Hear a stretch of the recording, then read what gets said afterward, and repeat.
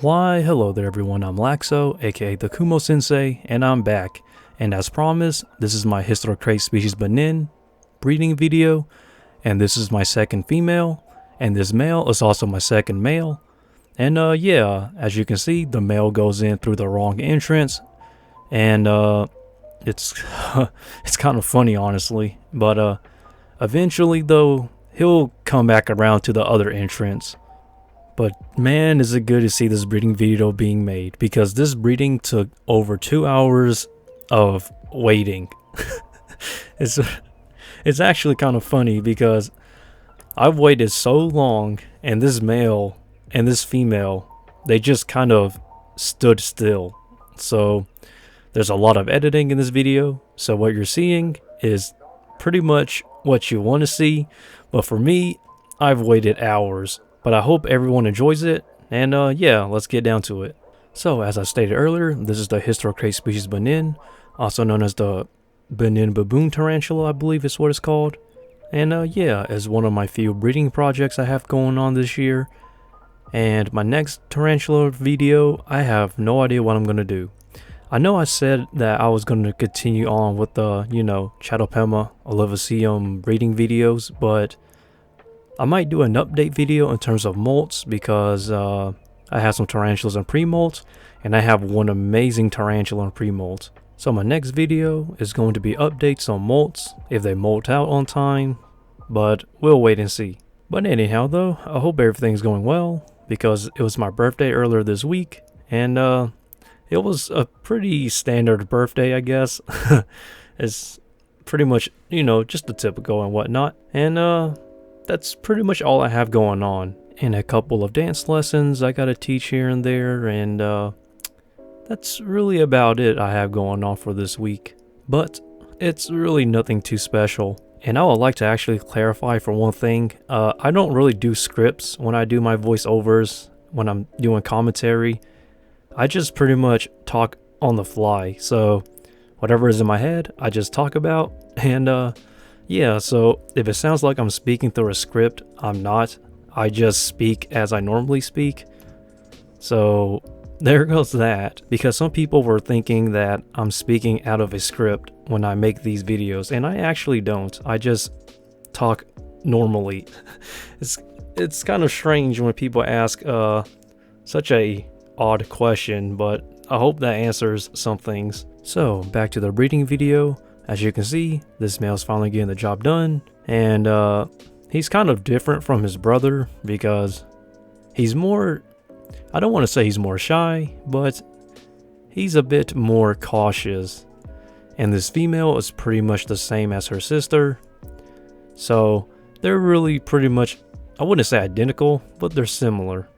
And don't worry, the male comes out alive, spoiler alert, but the male actually is pretty smooth. He's actually very smooth. It's kind of funny because he just walks off like it's nothing, and the female just kind of stands there. But you'll see towards the end, it's actually pretty cute. And for those who are kind of confused, no, these are not sac mates. The two males are from a separate egg sac, and these two females are from another egg sac. So I hope that clears it up a little bit. And let's hope for the best, and let's see if there will be a egg sac. And in terms of molts, my Kilobrachy, species Electric Blue, my male, he molted, and he's not mature yet, but I believe he has about 1 or maybe 2 more molts, and then he'll be mature.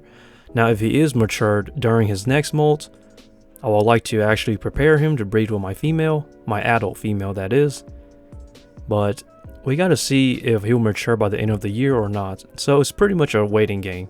Now, if I actually do produce this species, I don't know if I'll actually keep some of them as holdbacks or if I'm just going to sell all of them away. So I would really like to see what the final result is and how much space would I have once, I hatch out more tarantula slings. Because while I would like to keep a lot of baby tarantulas, I also need space. And not to mention, it costs money to feed a lot of tarantulas and to also house them too. That's why one of my dreams is to have an actual tarantula breeding facility. It would be so cool just to have my own place to produce and breed and sell tarantulas. That is like a dream come true for any tarantula breeder. But the only thing I can do for now is to utilize what I have and just make the most of what I have. Now, it's going to be a very long and a very slow process, but eventually I would like to produce quality tarantulas and not just, produce a bunch of babies, because that's not really my goal. Now, like most Asian people, like I am, I like to produce quality things, not really quantity things. And I know that sounds a bit contradictory to my goal, because I want to produce a lot of baby tarantulas, but I honestly want to produce healthy, well-started slings, and not just produce slings and just give it out to people, because the last thing I want to do is produce babies with health problems or anything that is detrimental to their health. So so that's why I'm taking it much more slowly. I know I see a lot of new tarantula breeders, they just go dead on and just start investing money and throwing stuff around. I don't like that process at all.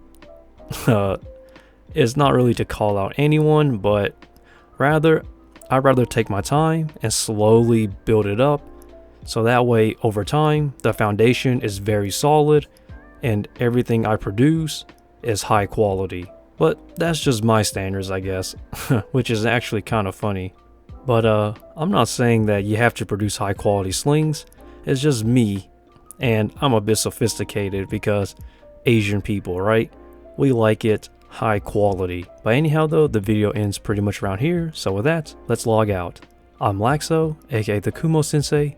Feel free to like, comment, and subscribe. And please feel free to check out my social medias. And with that, stay lax, and Laxow out from the Kumo Sensei.